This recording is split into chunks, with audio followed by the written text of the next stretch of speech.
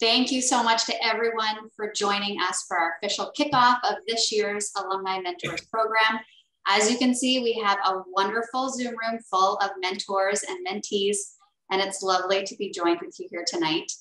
For those who cannot join us in person tonight, our session is being recorded and it will be shared with our mentorship community in the days to follow.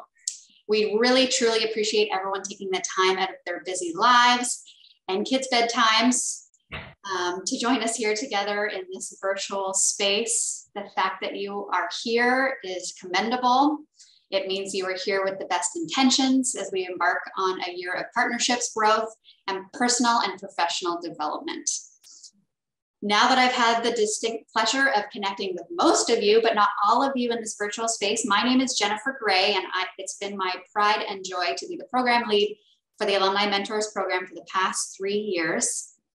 Before we begin, I would like to take a moment to acknowledge that the land on which Carleton University is situated is the traditional and unceded territory of the Algonquin Nation.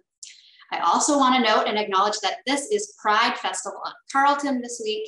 Despite years of Pride events being led by students, faculty, and staff, it's the first time Carleton as an institution has put together a wonderful celebration. There are a number of amazing events and opportunities happening, one of which is this Friday, October 8th, featuring an alumnus, Andrew Gurza, who's an award-winning disability awareness consultant, who will speak over the lunch hour on disability, queerness, and intimacy.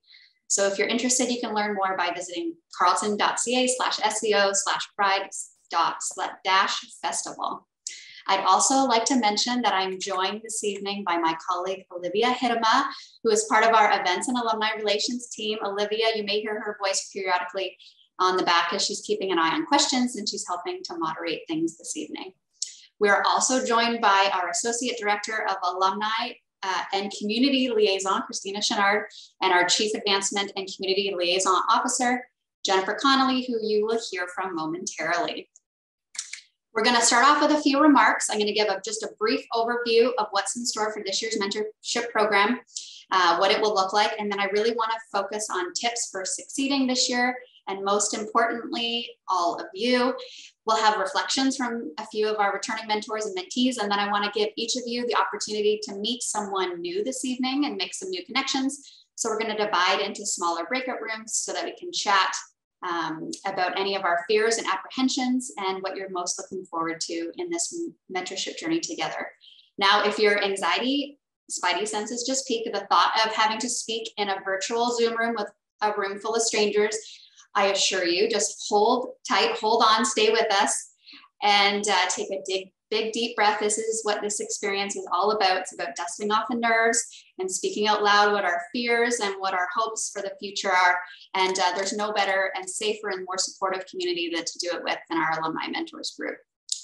So before we dive in, I would like to welcome to the virtual stage Jennifer Connolly, our Chief Advancement and Community Liaison Officer, President of Carleton University's Foundation, and instructor for Carleton's Master in Philanthropy and Nonprofit Leadership.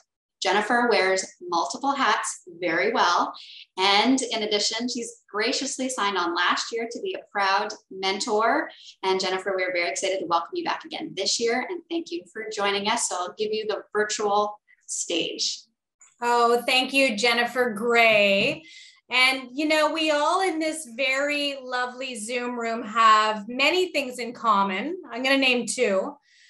One, we love Carleton University, and two, we were asked to do this by Jennifer Gray. Right? Aren't I? See, thank you, Hella, for the laughter. This is true, right? So leadership is important. Our Carleton University Ravens enjoy good leadership, and Jennifer Gray, I thank you for leading this program so elegantly and with such intentionality and grace for the past 3 years. It's been an honor to see you flourish and to see the program flourish accordingly. You know, I prepared some formal remarks that I just threw out because Jennifer Gray really talked about what this mentorship journey really is all about. And it's a safe, secure space where we can be our best selves and share our best selves with each other as a proud Ravens community. So I'm just going to say 4 things just from the heart, which is, to thank you all. There's 100 people here, 87 participants to be exact, that are animating and activating the ethos of being here for good. Mentorship as a program, as a collectivity, as a community really serves this greater good. So as a cohort, as a conspiracy of ravens, we are demonstrating that we are supporting the social, economic, and common good of society. The best part of that is we're doing it one-on-one. Close human interaction, helping people at the micro level, not in abstract, having real conversations, sometimes difficult conversations, because growth is sometimes challenging and difficult. So I commend you for being open and receptive to a growth mindset, both for yourself, for your pairing, and for our Ravens community to help society generally to be in this growth mindset. I dare say now more than ever, I say with hyperbole, we need this growth mindset. Society needs us to be in this growth mindset. So I so thank you for embracing the challenges and fears associated with this state. Thank you for expressing your values through mentorship. This is really what you're doing. You're saying, I'm going to commit to this program, to this process, and we're going to commit to each other. So thank you for living your Ravens values. We're building strength and resilience through this process, through this journey, and through the outcomes associated with transformation. And I thank you for that. So I myself have, as Jennifer Gray alluded, I've been a mentor, and I have to say I loved the experience of working with my partner, and equally to that, I loved being part of this community of mentors and mentees. It really is a community. You are the people that I want to be with. You are embracing growth and expansion and helping each other. So it's an honor and privilege to be among you and to be among people who want to help and be of service. So I thank you. I'm privileged to be in this room. I feel very grateful, on Thanksgiving Eve, right, where we're all thinking of what we're grateful for. I count this program, I count each of you among the people that I am most grateful to serve with. And I promise you, you're in for a wonderful year of growth and expansion, contributing to the greater good. Thank you, Jennifer Gray. Thank you for getting us together in the Zoom room and for convening a beautiful program for us to participate in tonight and for the next year. Thanks, everybody.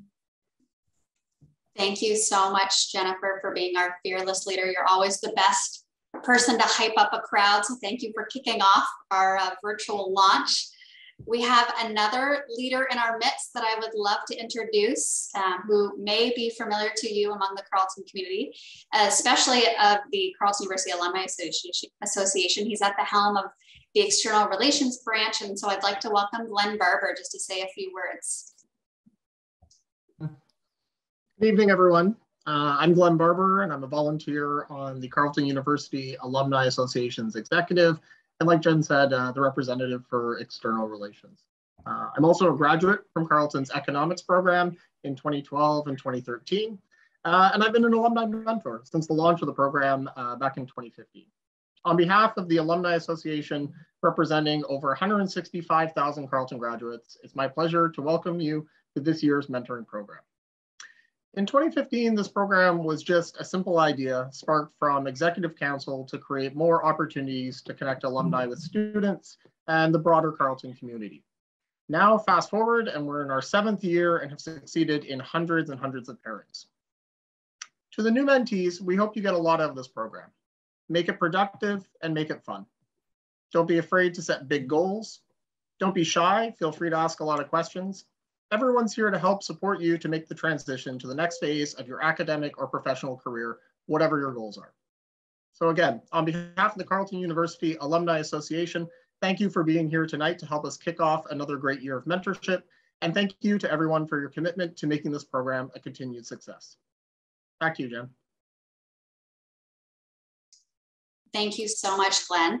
Now, I'm very excited to hear from all of you and have the opportunity for you to meet one another. But for the benefit of our new mentors and mentees, I hope you don't mind. And I know this is a trigger word, but I'm going to share a PowerPoint presentation that includes 3 slides. It's going to be very quick, but for the benefit of our new incoming mentors and mentees, I really want to make sure that we're enabling everyone for success. So I'm quickly just going to share my screen.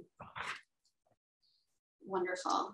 So we have a few recognizable faces here who I'm sure are praying and hoping I will stop using their images one day. This is Lindsay and Sarita. They are past mentor and mentee in the program, and still 2 of my favorites to showcase because they had a wonderful partnership or an example of what's possible in this program. So now in its 7th year of caring, the Alumni Mentors Program continues to be a hallmark offering for our university. To date, the program has facilitated close to 1,000 alumni student matches, has hosted more than 50 events, either in person or online since its inception in 2015, and continues to provide a critical service and direct opportunity for students to engage with our most distinguished alumni and donors.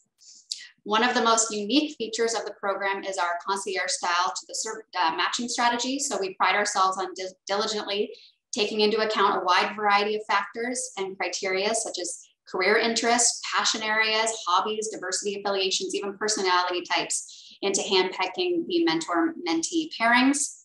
Once hand matched and an introduction by the program coordinator is made, pairings undergo a 6-month partnership and are asked to connect virtually one-on-one for a monthly basis. Our program goes through 4 phases. So we are in the preparing phase, which is getting you set up for this evening's moment, which is the launch. So enabling you with all of the resources and all of those emails I've been sending you to make sure that you are prepared for this opportunity for both mentors and mentees. Next, we will have our defining phase, which will happen once the introduction is made, where you and your mentee or mentor will go over your partnership agreement and establish some of your guiding principles and the structure around your partnership. About midway through the pairings, we call it the enabling phase. So this is where we help support you with supplementary resources, with some workshops and events and professional development opportunities to help support your pairing. And then the very critical piece to this whole experience is coming to closure, which is a very important piece in integrating the learning that has gone on between your pairing and redefining your relationship moving forward, and then closing the loop. That's a really important learning opportunity, particularly for our mentees to have that giving and receiving of a feedback conversation and moving forward from there. So throughout this, the mentorship coordinator will provide ongoing support by bi-monthly check-ins, and then we also do a midpoint evaluation to ensure that everything is on track. Okay, so those are just the overall bones of the program, and now I just want to quickly touch base and brief you all on this year's cohort. So this is Mehek Aziz. She was a 2-time mentee. I think both of her past mentors are on the call tonight, Elizabeth and Roberta. Mehek has since graduated, but she's still a very strong advocate for the program. So we are still continuing on the program this year to be virtual in nature. So this means that your monthly one-on-ones will all be will all happen on a virtual platform of your choosing, whether it's Zoom or Teams or Google Hangout, whatever is in these days. I'm sure the mentees might be able to suggest something that we've never heard of, which would be wonderful. But that'll be a decision that you will come to together in your first meeting. The continuation of our virtual iteration this year, because it was such a success last year, has actually enabled us to continue broadening our reach and farther our network outside of Ottawa. I think tonight, I haven't seen all the faces in the Hollywood Squares, but we were had set to have mentors welcomed in from the West Coast and the East Coast, from the UK and parts of Europe. And I think I saw Matt Gray on the call. And I believe last time we spoke, he was stationed in Afghanistan with his work with the UN. So it's wonderful to see him as well. We have also added on to our continuous learning and professional development elements for the program. So in addition to the 6 one-on-one meetings you'll have with your mentor-mentee, We'll also be offering optional workshops on leading and coaching, goal setting, marketing yourself on LinkedIn, how to virtually communicate, and spoiler alert, if Chris Bailey has joined us, we're hoping in the wintertime he can come back and give us an update on his research with peak productivity and creative times, because I have still to this day, I'm getting questions from past participants about how to precisely calculate those. So we would like to welcome him back for a follow-up. I'll have to talk to his people. You could talk to me too. Sorry to interrupt, but I'm down. That sounds fun. Thanks, Chris. In addition to the opportunities this fall to have a goal setting and coaching and leading workshop, we are also thrilled to hopefully help offer you the opportunity to go through the Gallup assessment tool. We have one of our mentors who's coming on board this year who's a certified coach through Gallup, which is a strengths assessment tool. And we're encouraging all of our mentees to take us up on the offer to go through the top 5 strengths assessment tool, and we'll help you in analyzing those results and how they can help benefit your career outcomes. So to that end, in addition to our continued strong ties to the CUAA, we're also working more collaboratively with some of our campus partners, including the Office of Poly Initiatives, who has really great resources that we're hoping to help bestow on this community, as well as career services to help promote and encourage workshops and services that are offered to both students and alumni. And also we're partnering with our mental health strategy initiatives colleagues on campus who are also fortunate to have in our mentors realm as well. So as we've seen in the past, we hope this opportunity will also inspire a ripple effect of giving. So particularly for our alumni mentors, we hope this isn't just a one-stop shop for your connection to Carleton, that we provide inroads for other ways to get involved in the Carleton community through advisory boards or career panels or speaking opportunities. If you want a campus tour, it looks beautiful. We would love to inspire you in whichever ways that you would like to connect with us.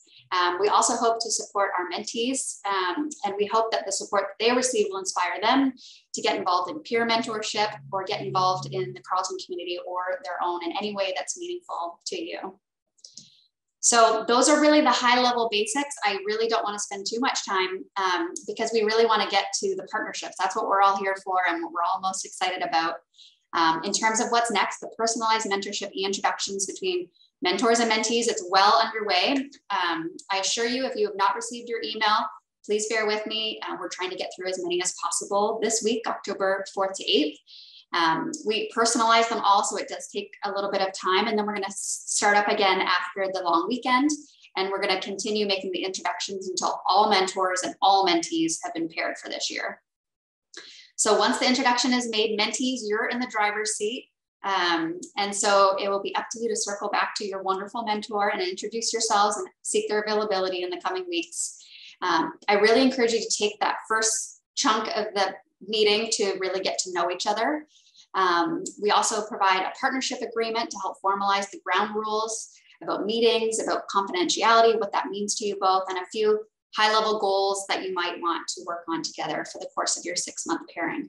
Mentees will also be encouraged to use, there's a meeting agenda provided in the mentor-mentee introduction email that will hopefully help provide mentors with topics for discussion ahead of time and keep track of your actionable items and set up your next meetings to keep it all structured and in line. I know this sounds very business-like, but I promise you, this is just the bones to having a safe space and a safe structure for your partnership to enable its success. If you have a chance to read any of our impact stories from last year's mentor-mentee pairings, there are some really wonderful examples of the transformational growth and career confidence that's enabled through these partnerships. And I'll gladly share the link to those stories in the chat. But I really want to sort of end this formal presentation portion and really turn it over to our past participants and see if there's tips that we can provide that would inspire those that are new and maybe uncertain to this year's mentorship endeavor with some confidence and some tools for their toolkit that they can use in their foreseeable partnerships.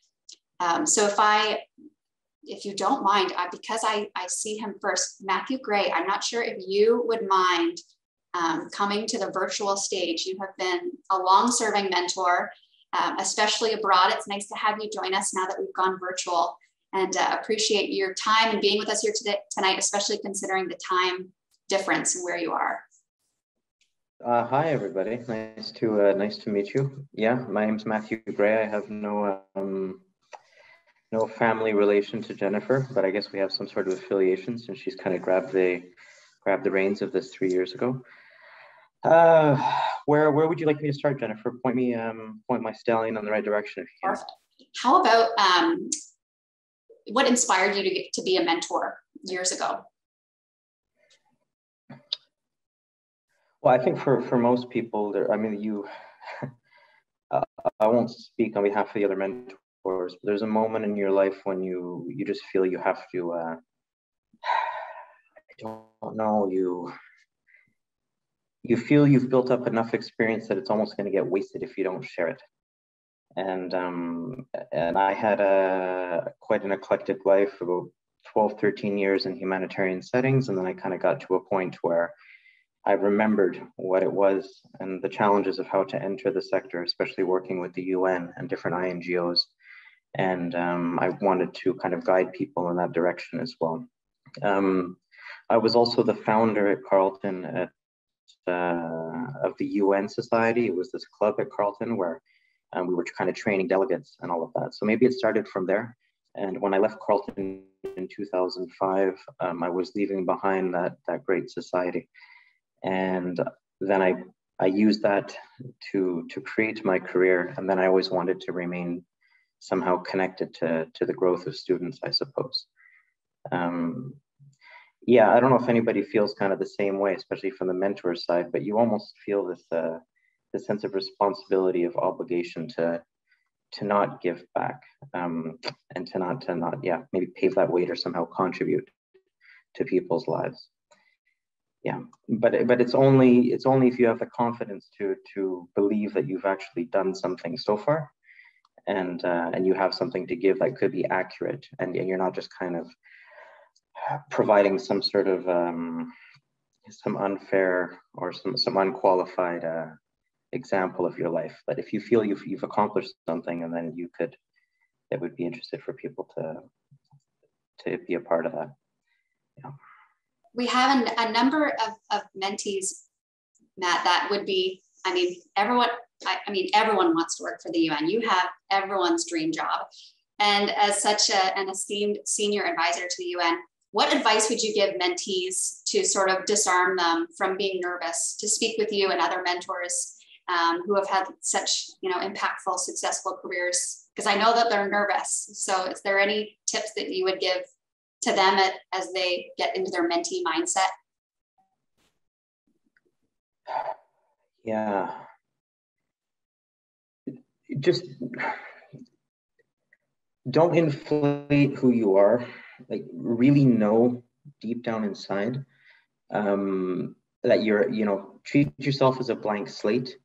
Treat yourself as you have an interest, not a career at this point. So just go deep into your passions and think, what do you really want to do that's going to keep you an idealist through your life? Don't overcomplicate it, and don't overthink it. Just listen to the core of yourself, and when you approach your mentor, just talk about what's going to give you satisfaction in life, and then if you understand that, and then that should turn into a career, and don't break away from that. So first, just understand what's going to give you what in your, when you open up a newspaper, but nowadays it's all online, but when you open up something, what catches your interest immediately? And then talk about why that does. So try to channel that passion. But yes, I know a lot of people, especially Canadians, have dreams of working with the UN. I mean, most people that I meet overseas, they look to us as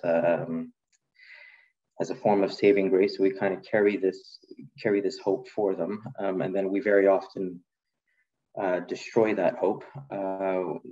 It's a sad part of it, because we're very limited by being a part of 194 different governments at once. But we do have this obligation to remind people that there is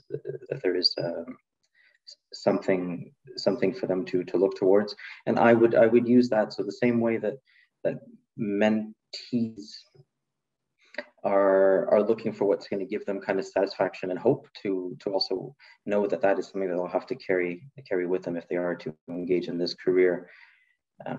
It's a very tough career road here, and I hope people know that. The main thing is just to know this, because I'm going to have one or two mentees now, but anybody who wants to work with the UN, you have to know, don't want it right away, because it's a terrible job when you're young. It's a terrible job when you're in your mid-20s, because you're at the very bottom of the pecking order. You do mundane things. You get very, very, very focused on one singular task, and then that disillusions you of what the greater UN is. Find a way to enter the UN in the middle of your career or near the end of your career. That's my main advice if anybody's interested, is don't dream of it too early. It will come later. Develop a skill set, develop a profession, and then join in when you have something to really offer. Because what the UN can do is it can destroy your perception of the UN, and it can incinerate that hope, which makes and then if you work at the UN, you're effectively useless and you're part of its demise. So build a career first, enter later with your Carleton degree. That's when we need you, 5 years into your career, not at the beginning. That would be my advice as well. Thank you, Matt, so much for your advice. I know it's so late for you. What time is it where you are? It's 3, 4 in the morning? Yeah, it's about that. Yeah, well, we really appreciate you being here that much more. And thanks for sharing your reflections. I want to turn it over now perhaps to Elizabeth Walker. If Elizabeth is still on the call. Hi, Elizabeth.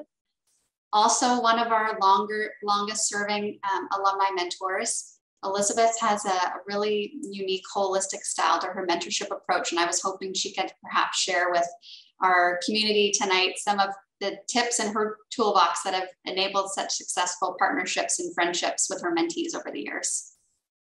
I love that characterization of my mentoring style as holistic. I really hadn't thought of it that way. I thought of it as more ramshackle, but holistic sounds more intentional. I like that.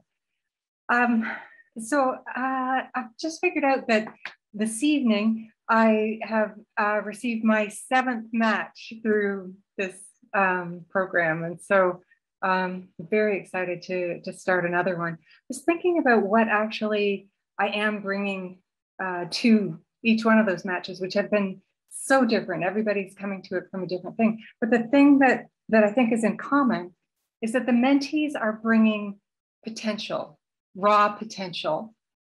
And hopefully what I'm bringing is experience and a set of these to listen to what they've got going on, what the weights are, what their worries are, what their fears are. Somebody at the beginning talked about setting big goals and not being afraid to set big goals. I want to say, don't be afraid to set small goals because there's so much pressure on this generation of young people coming up through school to make everything right and to find their way as quickly as possible and to begin to make a difference and all of the rest of that. And so hopefully what I'm bringing to it, and I would encourage everyone to, again, listen to what your mentee needs and what they're telling you and help them to connect with just who they are and who they want to be, just the next step so that it's not too overwhelming for them and they can get there, and it's okay to take a small step at a time. Thank you so much, Elizabeth. I wish you the best in your pairing this year. Very excited to see what transcends from that relationship. Thanks, Jennifer, it looks like a great one. I would welcome any of the mentors who have been with us long serving or new. If you have any insight or guidance that you might like to share, please feel free to put it in the chat box as well. I love seeing the chat light up with inspiring anecdotal information or tips or tool for the toolkit and the success. So please feel free. There was one more mentor that I had asked if he would be willing to share just a few reflections of his past mentoring experience with us. Is Mark Lee. You might all recognize this voice if Mark Lee is on the call. There, can you hear me now? We can. Hi, everybody. We'll leave it to a broadcaster to have problems with microphones. Yeah, thanks very much for inviting me today. It's great to see so many so many people who are involved in this this great program. For me, it's just been a labor of love to be able to sit down with a young person and hear their dreams and their goals, and to try to use my own experience to help sort of shape them and lead them in the right direction. And when I was at Carleton as a journalism student, I was lucky because I was working part-time in radio through my 4 years. And so I was able to ask, the journalists in the newsroom about stuff, about my direction, about the courses I was taking, and where it might lead me, and what would be the best way for me to move forward each year. So I had mentors built in. And I always remembered back in those days, my father, who was a broadcaster for 45 years, used to say to me, you've got to pay your dues, Mark. In the early going, you've got to pay your dues, and you've got to earn, what you get. It's not going to come to you easily. And so I put in long hours, got paid poorly, and got the experience sort of, on the path of Malcolm Gladwell's 10,000 hours. And that's what I try to share with people, is that nothing comes quickly in this business of journalism and broadcasting. It's something that you have to layer and grow as a person, and you learn, and I'm still learning all these years later. So from paying my dues, I'm excited to pay it back. And the interesting thing in my business in broadcasting is that the further you grow in it, the further you move up, the less people are willing to share their experience with you, because you're seen as a threat. And I always thought that is so counterproductive. Like, you should be confident in your own abilities to share with young people the paths that might help them succeed. So I've always endeavored to, share my knowledge, share my experiences, share my mistakes, because, one of the things in this business is you're always going to make mistakes when you're live on a microphone in front of a camera. And, you've got to learn from those and keep moving on. It's like leaving the bad golf shot behind. So that's my perspective, is that I feel like it's a duty, as Matthew said, to hopefully have learned enough over the years to help, young people start their path, and then give them advice about, how they work their way up, how they pay their dues, and how that will serve them well. That's amazing. Thank you so much, Mark. I feel like we're all just hanging off every word. And I think that there's so many stories from this virtual Zoom room we could share. I wish we had the time to go around to all 89 participants on the call to impart their words of wisdom and their experience. But I just want to welcome one final reflection from a previous mentee that I'm hoping might spark and inspire anyone who, of our mentees among us might be nervous about this experience, or not really sure what they've signed up for, what they've gotten themselves into. We have Hannah Whale on the call, who you recognize. Hannah has been one of two of our mentees who's been gratefully writing some of our impact stories for us from our partnerships last year. This is her third round, so she keeps coming back for more, so we must be doing something right. And this will be her third mentor pairing, and we would love to hear from you, Hannah, some tips that have enabled your success in your partnerships, or any advice you would give to incoming mentees. Yeah, I can't imagine my time at Carleton without this program. I would say for mentees in particular, really think about what you want from this program and what you want for your next career steps. I think sometimes the structure that they have with this program is really helpful, but there's also a lot of flexibility too. So whether your next step is applying for a master's or you're going into the career field, really think about what you want from this mentorship experience. And from my experience, all the mentors have helped heaps in any way they can to help reach those goals, whether that's connecting with their own networks, helping you find somebody to talk to if they don't have that direct knowledge, or even helping you look over master's applications or their own insight into the program. It's really endless, all of the different advice that they can give you. But yeah, think about what you want, and there's some flexibility that this program will be able to help you immensely. Thank you so much, Hannah. Now, if everyone is is willing, because I think that we're all keen and eager to share and get to know more about one another, I'm going to separate us all into virtual breakout rooms, hoping that we'll do 9 in each so that everyone will have a full Hollywood Square grid. And we're just going to take 10 minutes to do a roundtable. Olivia is going to put a couple of questions in the chat box to help spark the conversation, but we're really just hoping to hear from each of what you in the chat about, you know, sort of what's inspired you to get involved, what you're looking forward to the most, or any fears that we can help alleviate for you about this experience. So just bear with me. I'm going to randomly assign us each to breakout rooms, and we will welcome you all back here in about 10 minutes time.